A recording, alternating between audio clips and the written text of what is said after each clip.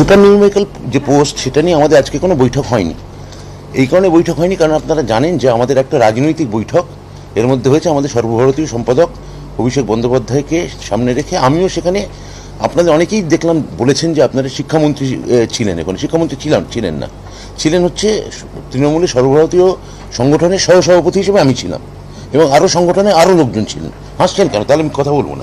না না হাসছেন কেন?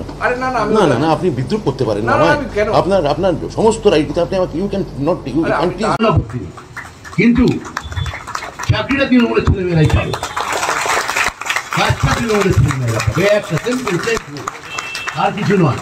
কিভাবে পাবে, কোথায় পাবে, কেন পাবে সেসব আমি বলবো না, কিন্তু এটা হবে। নমস্কার, নতুন বাংলা থেকে বলছি সন্ময় বন্দ্যোপাধ্যায়। মমতা বন্দ্যোপাধ্যায়ের ক্যাবিনেটে যে গুটি কয়েক ভদ্রলোক বলে আমার ব্যক্তিগত অভিমত আপনাদের নাও হতে পারে আছেন বা এখনও আছেন, সেই মানুষগুলোর মধ্যে একজন হচ্ছেন ব্রাত্য বসু। আমি ব্যক্তিগতভাবে তার অভিনয় জীবনটাকে ভীষণ ভালোবাসি। তার নাটক, তার লেখা নাটক, তার নির্দেশনা, তার নিজের অভিনয় একটা অসাধারণ একটা আবেগ তৈরি করে। আমার ব্যক্তিগত জীবনে আমি ব্রাত্য বসুর অভিনয় দেখতে ভীষণ ভালোবাসি এবং মানুষটাকেও স্বাভাবিকভাবে ভালোবেসে ফেলেছিলাম। যখন রাজনীতির জীবনে এসেছিলেন ভেবেছিলাম কোনো একটা পরিচ্ছন্নতার ছাপ রেখে যাবেন। 2012 সালে যখন তার কাছ থেকে শেষ পর্যন্ত মমতা বন্দ্যোপাধ্যায় শিক্ষা দপ্তরের মন্ত্রিত্বটা কেড়ে নিলেন, দুঃখ পেয়েছিলাম। তার কারণ সেই সময় এই ব্রাত্য বসু মানুষের কাছ থেকে এই ব্রাত্য বসু একটা মানুষকে অধিকার ফিরিয়ে দিতে চেয়েছিলেন যে অ্যাডমিশন ব্যবস্থার মধ্যে অনলাইন অ্যাডমিশন করে যে কোনো ছেলেমেয়ের কোনো ভালো কলেজে অ্যাডমিশন পেতে গেলে তাকে যে হাজার হাজার লাখ লাখ টাকা খরচা করতে হয় সেটাকে তিনি আটকাতে চেয়েছিলেন এবং সেই আটকানোর জায়গাটা আটকে দিয়েছেন মমতা বন্দ্যোপাধ্যায় এবং পরবর্তীকালে পার্থ চট্টোপাধ্যায়কে ওখানে মন্ত্রী করা হয় এবং লুঠের বহর তৈরি করার জন্য। সেটা আমরা নতুন করে কিছু বললাম না, আপনারা সবাই জানেন। শিক্ষাঙ্গন থেকে টাকাটা তোলা, চাকরি প্রার্থীদের কাছ থেকে টাকা তোলার জন্য পার্থ চট্টোপাধ্যায়কে বসানো হয়, ব্রাত্য বসুকে সরানো হয়, কেন ব্রাত্য বসু সেই সময় পরিচ্ছন্ন একটা অ্যাডমিশন ব্যবস্থা গড়ে তুলতে চেয়েছিলেন। এই পর্যন্ত মানুষটাকে আমি একভাবে দেখেছিলাম। পরবর্তীকালে কি দেখলাম, তার পরবর্তীকালে সেই মানুষটি বলছেন, যখন শিক্ষিত বেকাররা দিনের পর দিন আন্দোলন করছে তখন বলছেন এসএসসি কি দুর্গাপুজো নাকি যে প্রতি বছর হবে? অর্থাৎ স্কুল সার্ভিস কমিশন 10 বছরে দুবার পরীক্ষা হয়েছে, সেটাকে জাস্টিফাই করতে নামলেন কে? ব্রাত্য বসু। ভালো লাগেনি, বিশ্বাস করুন ব্রাত্যবাবু, আপনি আমাদের ভিডিও টিডিও দেখেন, আপনার কাছে অনেকে ভিডিও শেয়ারও করেন। আপনাকে বলছি, আপনি সেই মানুষটা, পুরনো ব্রাত্য বসু। একটা সময় যে ব্রাত্য বসুকে দেখে একটা আবেগ তৈরি হয়েছিল, যুক্তি তৈরি হয়েছিল, মনে হচ্ছিল এই মানুষটা পরিচ্ছন্ন রাজনীতি দিতে পারবে রাজনৈতিক অঙ্গনে এসে। কিন্তু কি দেখলাম? সেই ব্রাত্য বসুকে দেখলাম স্কুল সার্ভিস নিয়ে এমন একটা একটা অত্যন্ত বাজে নিন্দনীয় মন্তব্য করলেন। সেই ব্রাত্য বসু কিন্তু 2021-এর পরে আবার শিক্ষামন্ত্রীর দায়িত্বে ফিরে এলেন। সেই সময় থেকে আবার মনে হয়েছিল যে সেই পুরনো ব্রাত্য বসুকে পাবো, যে ব্রাত্য বসু একটা সময় শেষ পর্যন্ত শিক্ষাঙ্গনকে পরিষ্কার করার জন্য অনলাইন অ্যাডমিশন করতে গিয়ে নিজের মন্ত্রক খুইয়েছেন। 2021-এ তাকে ক্ষমতায় নিয়ে এলেন। খুব এক্সপেকটেশন ছিল এই ব্রাত্য বসু, কিন্তু শেষ পর্যন্ত, আবার বলছি শেষ পর্যন্ত, এই যে গান্ধী মূর্তির পাদদেশে কিংবা মাতঙ্গিনী হাজরা মূর্তির পাদদেশে আপার প্রাইমারি যারা আন্দোলন করছে, শারীর শিক্ষা কর্মশিক্ষা যারা আন্দোলন করছে, টেট 2014 যারা আন্দোলন করছে, টেট 2017 আন্দোলন করতে গিয়ে বারবার পুলিশের মার খাচ্ছে, মমতা বন্দ্যোপাধ্যায় পুলিশ লেলিয়ে দিয়ে তাদের নিগ্রহ করছেন, আর অন্যদিকে টাকা তুলে যাচ্ছে। ঠিক সেই পরিস্থিতিতে দাঁড়িয়ে তখন আমরা জানি না টাকা তুলেছে এইভাবে, কেউ জানি না আমরা, কেন সংবাদ মাধ্যম সেটাকে এক্সপোজ করেনি। তারা জানতো, অনেকেই জানতো, পরবর্তীকালে জেনেছি সেই সংবাদ মাধ্যম চেপে গেছে, কেন সেই সংবাদ মাধ্যমের অনেক রিপোর্টারের চাকরি পার্থ চট্টোপাধ্যায় দিয়েছেন, তাদের কাছ থেকে হয়তো টাকাটা নেননি, ফলে স্বাভাবিকভাবে সংবাদ মাধ্যম সেটা চেপেছে। আমি প্রসঙ্গে আসি, এই ব্রাত্য বসুকে 2021-এর পর একটা বেসিক এক্সপেকটেশন তৈরি হয়েছিল যে গান্ধী মূর্তির পাদদেশে নিজে ছুটে যাবেন। উল্টে আমরা কি দেখেছি, দিনের পর দিন এই ব্রাত্য বসুর কাছে অ্যাপয়েন্টমেন্ট চেয়েছেন ছেলেমেয়েগুলো যারা আন্দোলন করছেন, বারবার অ্যাপয়েন্টমেন্ট চেয়েছেন, বিকাশ ভবনে যাওয়ার চেষ্টা করেছেন, কোথাও যেতে দেননি। ব্রাত্য বসুর বাড়িতে, কালিন্দিতে বাড়িতে যেতে গেছে ছেলেমেয়েগুলো, তাদেরও পর্যন্ত পুলিশ ব্যারিকেড করে আটকেছে, শুধু নয় তুলে নিয়ে গিয়ে কোনো না কোনো থানায়, নিউ টাউন থানায় রেখে দিয়েছে। আমরা খালি এইভাবে ভাবার চেষ্টা করছি। একজন বেসিক্যালি অধ্যাপক ছিলেন, প্রথম জীবনে তো তিনি অধ্যাপনা করেছেন, তার নাটকের একটা জীবন আছে, তার সংবেদনশীলতা থাকা স্বাভাবিক, যেহেতু তিনি নাটকের জগতের লোক। তাহলে সেই মানুষটা কেন এই একটা মানে দীর্ঘদিনের ক্লান্তিহীন আন্দোলন যখন শিক্ষিত বেকাররা প্রতারিত হওয়ার পর করছেন, তাদের কাছে গিয়ে দাঁড়ালেন না কেন? অপানয়ে ভুল করেছে, টাকা তুলেছে, তারা এদের দিকে তাকায়নি, কিন্তু আপনি ব্রাত্য বসু এদের দিকে তাকাননি কেন? উল্টে সেই ব্রাত্য বসুকে আমরা কয়েকদিন আগে একটা ভিডিও দেখে ভাবলাম, না মানুষটা তো একই রকম থেকে গেছে, পাল্টায়নি। অর্থাৎ যে মানুষটা বলছেন এসএসসি বছরে 2বার হবে, সেই মানুষটি আবার বলছে হ্যাঁ শুধু তৃণমূল করলেই চাকরিটা হবে। সে ভিডিওটা আপনারা দেখলেন, আপনাদের দেখালাম, শুধু তৃণমূল করলেই চাকরিটা হবে। অর্থাৎ যে ব্রাত্য বসু আমার মননে চিন্তায় ভাবনায় ছিল একটা সময়, যখন বাম আমলে সেই ব্রাত্য বসু একটা ক্ষমতায় যাওয়ার পর কিভাবে বদলে ফেললেন। একবারও ভাবলেন না যে আপনার একটা আলাদা সত্তা আছে, 8-10 জনের থেকে আপনি ব্যতিক্রম। কী হতো? আপনি চাকরি খোয়াতেন, আপনি অধ্যাপনার জগতে ফিরে যেতেন, আপনি হয়তো বিধায়ক নির্বাচনে 2021-এ মমতা বন্দ্যোপাধ্যায় নমিনেশন দিত না, কিন্তু বলতে পারলেন না কেন? আমি নাটকের জগতের লোক, আমি মনে করি এই ছেলে মেয়েগুলোকে ইমিডিয়েটলি অ্যাটেন্ড করা দরকার। উল্টে আমরা কি দেখলাম সম্প্রতি অভিষেক বন্দ্যোপাধ্যায়ের অফিসে, সেখানে একটা মিটিং হলো। আপনি ডাক পেলেন শিক্ষামন্ত্রী হিসেবে, শিক্ষামন্ত্রী ছিলেন বলেই অভিষেক বন্দ্যোপাধ্যায় তার ওই ক্যামাক স্ট্রিটের সুদৃশ্য ফ্ল্যাটে সেখানে তাকে ডেকেছিলেন, অফিসে আপনাকে ডেকেছিলেন। আপনি পরবর্তীকালে সাংবাদিকরা যখন প্রশ্ন করেছে, তখন আপনি মানে প্রশ্ন করার আগেই সাংবাদিকদের আপনি বলছেন আমি তৃণমূল কংগ্রেসের সর্বভারতীয় সহসভাপতি হিসেবে ওই মিটিংয়ে ছিলাম। তখন কোনো একজন সাংবাদিক বন্ধু হেসে ফেলেছেন, তখন বললেন আপনি আমাকে বিদ্রূপ করছেন। আচ্ছা ব্রাত্যবাবু, আপনাকে আমি বলি, আপনাকে আমি ব্যক্তিগতভাবে ভীষণ ভালোবাসি, বিশ্বাস করুন, আপনার কথা বলা ভাবভঙ্গি, আপনি যে দলটা করেন, যে দলে থেকে যেসব কাজকর্ম করেন একদম পছন্দ করি না, কিন্তু আপনি মানুষ ব্রাত্য বসু। আপনাকে বলছি, আপনি একটু ভেবে দেখুন তো, আপনি রেগে গেলেন কেন?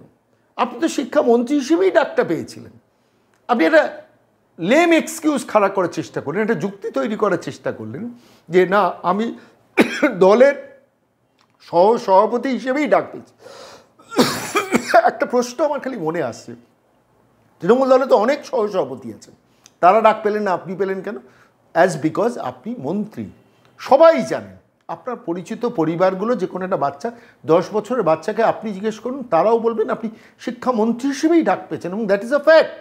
আপনি সেটাকে প্রকাশ্যে উড়িয়ে ভাবলেন সাংবাদিকগুলো বোকা বলে দিই। সাংবাদিকটা হেসেছে, দোষ কী করেছে? আপনার এই মানে অকাট্য যুক্তি দেখে সাংবাদিকদের হাসি পেয়েছে, বলে স্বাভাবিকভাবে তারা হেসেছে, তাতে আপনি রেগে গিয়ে বলেন আপনি আমাকে বিদ্রূপ করছেন। না, কেউ বিদ্রূপ করেনি। বিশ্বাস করুন, এই বাংলার মানুষ এখন বিদ্রূপের উঁচুতে চলে গেছে, বিদ্রূপের বাইরে চলে গেছে।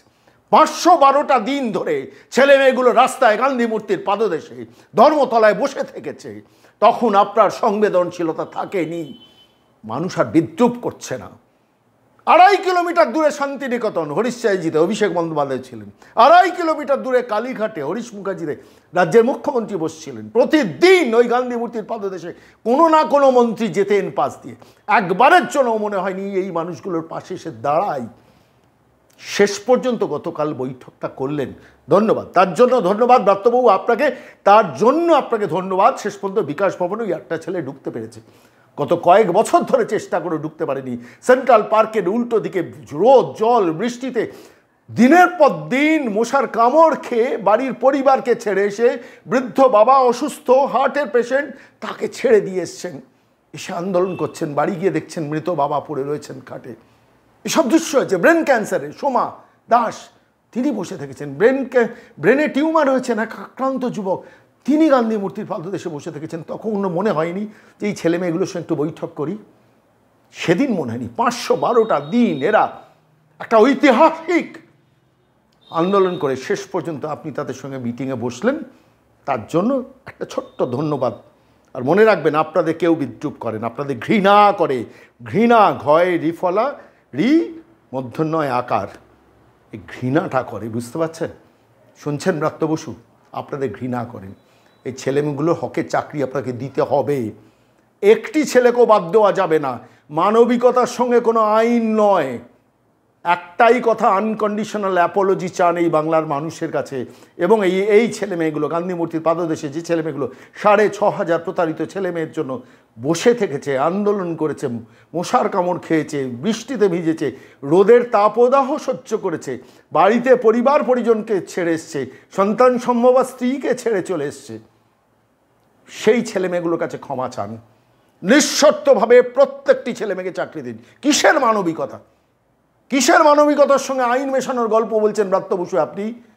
কিসের বলুন? আপনি আমাকে যুক্তি দিয়ে বলুন। আপনি যুক্তিবাদী মানুষ, আপনাকে আমি ব্যক্তিগতভাবে ভালোবাসি, তাই বলছি। আপনি বলুন কোন যুক্তিতে আপনি প্রতারিত করলেন 6,500 ছেলে মেয়েকে? চাকরি দেবেন কিছু লোককে, মাথা কিনতে চাইবেন?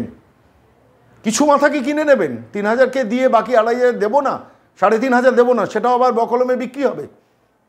যতজনকে প্রতারিত করেছেন ততজনকেই যদি চাকরিটা না দেন, মনে রাখবেন আবার মামলা হবে। মামলার জন্য সবাই তৈরি আছি। আপনি যত ক্ষিপ্ত হন, যত রেগে যান, মনে করুন এটা বিদ্রুপ, মনে করুন এটা বিক্ষোভ, কিচ্ছু এসে যায় না। বাংলার মানুষ দুটো জিনিস চাইছে, এই 6,500 ছেলে মেয়ে প্রত্যেককে চাকরি দিতে হবে। এবং এরপর টেট 2014, এরপর টেট 2017, শারীরশিক্ষা, কর্মশিক্ষা, আপার প্রাইমারি প্রত্যেককে, যাদের প্রতারিত করেছেন, যাদের হয়ে যাওয়া চাকরিটা না দিয়ে দিনের পর দিন এদের ধৈর্যের পরীক্ষা নিয়েছেন, এরা ধৈর্য ধরে শান্তিপূর্ণ আন্দোলন করেছে, এরা চিৎকার করে বলেনি, এখনও বলেনি ব্রাত্য আপনি টাকা, আপনি আমাদের চাকরিটা বিক্রি করেছেন। আপনি করেননি, আপনি বলবেন আপনি করেননি। আপনি বলেছেন যে আমার সময় চাকরিটা বিক্রি হয়নি, কিন্তু আপনি তো আবার সেই মানুষ ব্রাত্য বসু বলেছেন শুধু তৃণমূল কংগ্রেসেরই চাকরি হবে। সেটাও তো সমান দোষের দুষ্ট, তাই নয় কি? আজকে এত কথা বলছি কেন বলুন তো? ব্রাত্য বসু একটা বৈঠক করেছেন ওই গান্ধী মূর্তির পাদদেশের ছেলে মেয়েগুলোর সঙ্গে, সেখানে আবার বলেছেন মানবিকতার সঙ্গে আইন। মানবিকতার সঙ্গে কোনো আইনের দরকার নেই, কোনো মানবিকতা দরকার নেই, কোনো আইন দরকার নেই। যে 6,500 ছেলে মেয়েকে প্রতারিত করেছেন প্রত্যেকটা ছেলে মেয়েকে চাকরি দিতে হবে। 1,98,000 ছেলে মেয়ের ভ্যাকেন্সি আছে এখনও, আর তার মধ্যে 6,500 ছেলে মেয়েকে চাকরি দিতে অসুবিধাটা কোথায়? প্রশ্নের উত্তর খুঁজছে বাংলা। এবং আবার অবশ্যই আমরা বাংলার বার্তা থেকে আরেকটা দাবি করছি, এই যে 6,500 ছেলে মেয়ে যাদের 6টা বছর জীবন থেকে হারিয়ে গেছে, যাদের চাকরি 6 বছর আগে হয়ে যাওয়ার কথা ছিল, এই 6 বছরের কম্পেনসেশনটাও সরকারকে দিতে হবে। এই আওয়াজটাও সবাই মিলে তুলুন। যারা গান্ধী মূর্তির পাদদেশে বসে আছেন, তারা একটা অ্যাপয়েন্টমেন্ট লেটারের জন্য বসে আছেন, তাদের সেই আওয়াজটা তোলার হয়তো ক্ষমতা নেই, কিন্তু রাজনৈতিক নেতারা আপনারা সবাই মিলে বলুন না, আসুন সবাই মিলে বলি। যেভাবে অঙ্কিতা অধিকারীকে তাকে চাকরি থেকে ছেদ করে ববিতা সরকারকে শেষ পর্যন্ত জাস্টিস অভিজিৎ গাঙ্গুলি শুধু চাকরিটা ফিরিয়ে দিয়েছিলেন না, যে কদিন তিনি চাকরি পাননি অঙ্কিতা অধিকারীর টাকা হাইকোর্টের রেজিস্ট্রার জেনারেলের কাছে টাকাটা জমা করে শেষ পর্যন্ত সেই টাকাটা আলটিমেটলি ববিতা সরকারের কাছে পৌঁছে দেওয়া হয়েছিল। ঠিক সেইভাবে এই 6 বছর এই ছেলেমেয়েগুলো, এই 6,500 ছেলেমেয়ে যাদের দিনের পর দিন বঞ্চিত করে, প্রতারিত করে অপাকাণ্ড ঘটেছে, তৃণমূল কংগ্রেসের টাকা তোলা হয়েছে, সেই ছেলে মেয়েগুলোকে উইথ কম্পেনসেশন দিতে হবে। অর্থাৎ এই 4 বছর হোক, 6 বছর হোক, যত বছরের বকেয়া প্রতারিত হয়েছেন সেই টাকা রাজ্য সরকার প্রয়োজন হলে এই সরকারে যত মন্ত্রী, এমএলএ, এমপি আছে প্রত্যেকের মাইনে থেকে কেটে সেই টাকা এদের দিতে হবে। এই আওয়াজটাও বাংলার মানুষ তুলুন, সবাই মিলে তুলুন, সমস্ত রাজনৈতিক নেতা তুলুন। ভুল বললাম বলুন তো? শেষ পর্যন্ত বৈঠকে ডাকলেন, 512 দিন লাগলো মাননীয় ব্রাত্য বসু আপনার হুঁশ ফিরতে।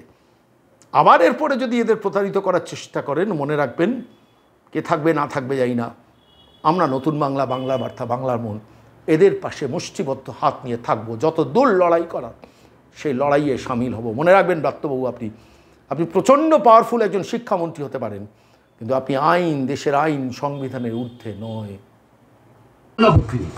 কিন্তু চাকরিটা তৃণমূলের ছেলেমেয়েরাই পাবে, তৃণমূলের ছেলেমেয়েরা পাবে। একটা সিম্পল আর কিছু নয়।